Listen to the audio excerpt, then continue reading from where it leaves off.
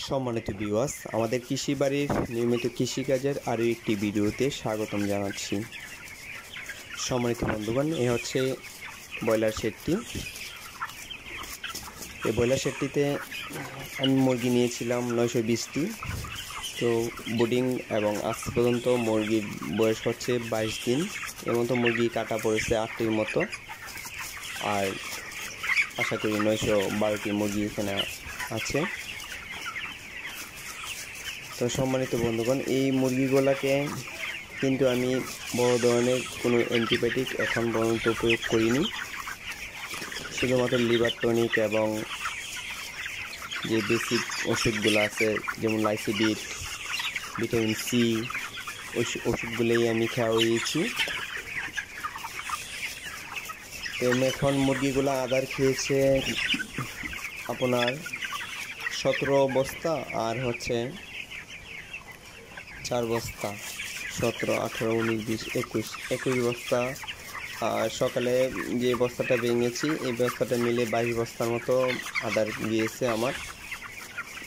আর আপনারা সকলেই জানেন বা অনেকে জানেন না যে ছোট আদার কতগুলা খাওয়াবেন।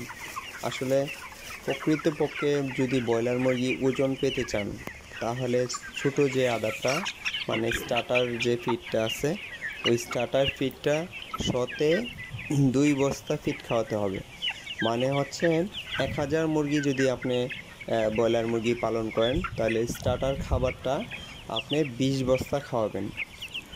আর যদি এটা সহজ হিসাব, আপনি যদি 500 মুরগি ব্রয়লার মুরগি পালন করেন, তাহলে আপনার 2টা করে হলে 10 বস্তা স্টার্টার খাওয়াবেন। আর বাকি যে বস্তাগুলো থাকবে, মানে 1000 মুরগির জন্য আমরা সবাই 50 বস্তা আদা খাওয়াই। বাকি যে 10 দিন থাকবে, 10 দিন দেখবেন যে 3 বস্তা পার ডে, 1000 মুরগি প্রতিদিন 3 বস্তা পার ডে আপনার খেয়ে নেবে, সঠিক ওজন পাবেন। দেখেছে অনেকে কয়েক বস্তা কম খাইয়ে বিক্রি করে ফেলে, কারণ যদি বাজার ভালো থাকে তাহলে বিক্রি করতে পারেন, যদি বাজার রেট ভালো থাকে। আর যদি দেখেন যে বাজার রেট কম আছে, পাইকারি আমাদের কাছ থেকে তো অনেকেই পাইকারি মুরগি নিয়ে তারপরে মুরগি বিজনেস করে। তো আমরা তো পাইকারিদের কাছে মুরগি বিক্রি করতে গেলে দেখা গেছে বাজার থেকে 20 টাকা বা 15 টাকা কেজি কম পাই। তো ওই হিসাব করে আপনার যদি পাইকারি রেটটা কম থাকে, তাহলে আপনার ফুল ফিড খাইয়ে আপনি মুরগিগুলো বিক্রি করবেন। আর নয়তোবা যদি বাজার রেট ভালো থাকে, তাহলে আপনার কম, যদি আদার কমও খায়, তাহলে আপনি বিক্রি করলে লাভবান হতে পারবেন। আর নয়তোবা ফুল ফিড খাইয়ে তারপরে মুরগিগুলো বিক্রি করলে লাভবান হওয়ার একটা সম্ভাবনা থাকে বেশি।